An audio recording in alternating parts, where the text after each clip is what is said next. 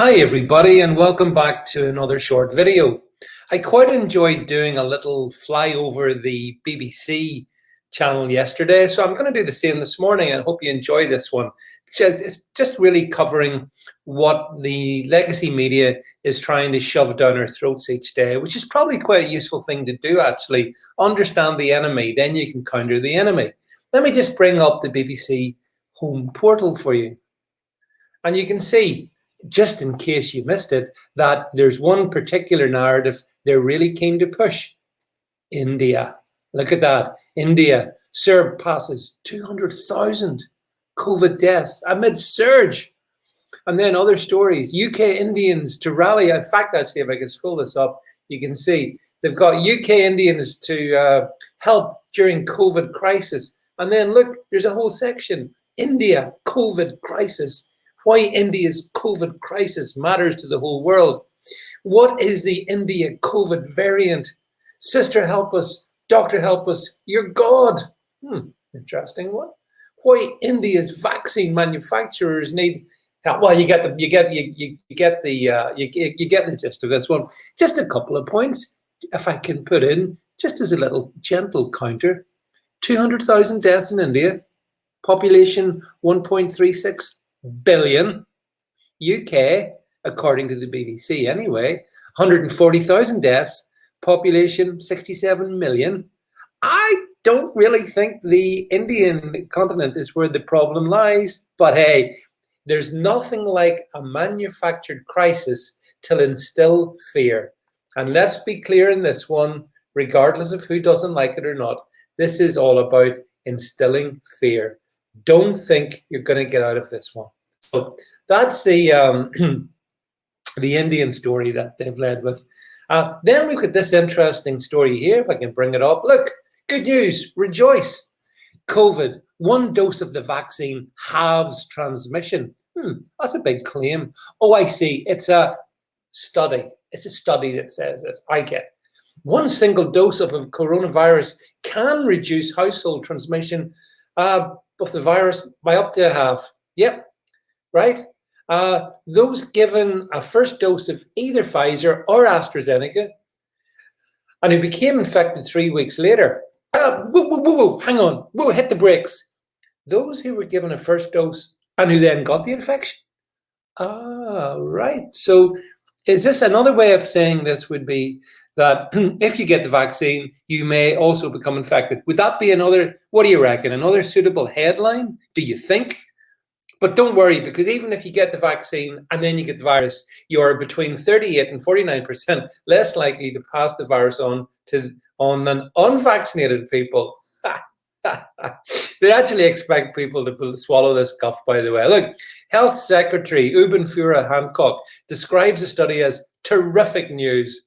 He then urged everyone, get your vaccine as soon as you're eligible. So, okay, there you go. Okay, Matt, no, don't think so. No, won't be doing that. Shifting a little bit here, let's look at this story. It's an interesting one. DUP leader Arlene Foster, her leadership is in the balance. And here she is, the First Minister of all she surveys here in Northern Ireland, looking fetching in a blue outfit.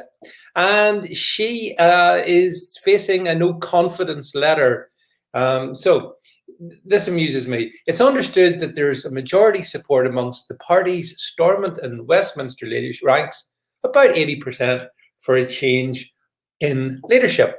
So 22 of her 27, there's some really big numbers here, have signed the letter.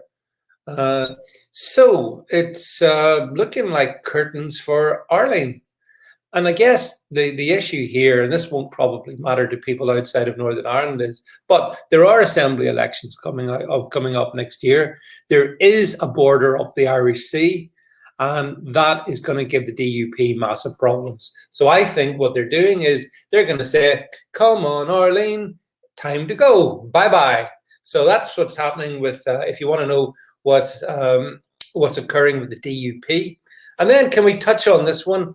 COVID vaccine, sore arm and headache, most common side effects.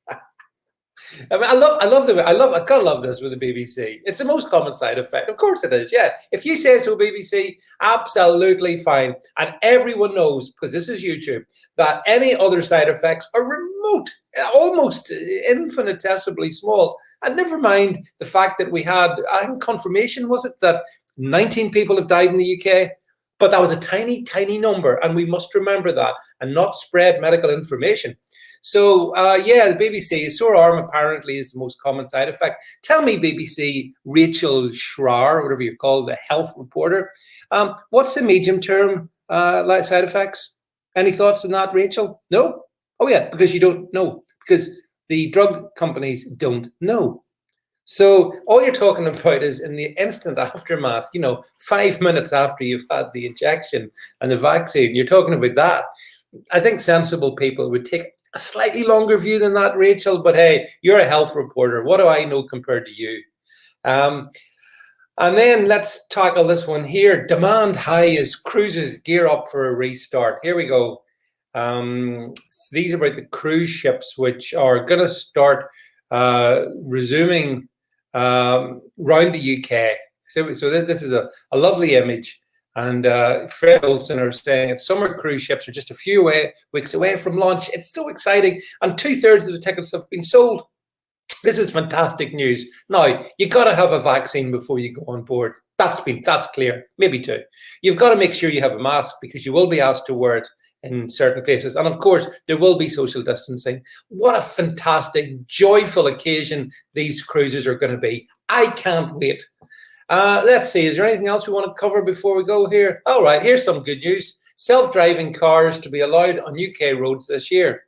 Self-driving cars. Drivers will be allowed to take their hands off the wheels if ALKS is automated lane keeping systems, apparently. There you go, there's the acronym, is allowed. So I wonder how you feel about that one, folks. Given the way some people drive, I think it might be better if the cars actually drive. But anyway, that's a brief catch up from me of the news on the BBC this morning. As always, I'm thrilled by their detailed and profound bias. And of course, I dismiss pretty much everything I read on it. So should you. But either way, let me know what you think of these news stories in the down below in the thread, and I will catch up with you folks later on. Thank you very much for listening. Thanks for supporting the channel, and do make sure the subscribe button has been clicked in the link to brand new Tube, where you will get much more in-depth information on COVID from me. So make sure you're watching over there as well. Thanks, everybody. Speak soon.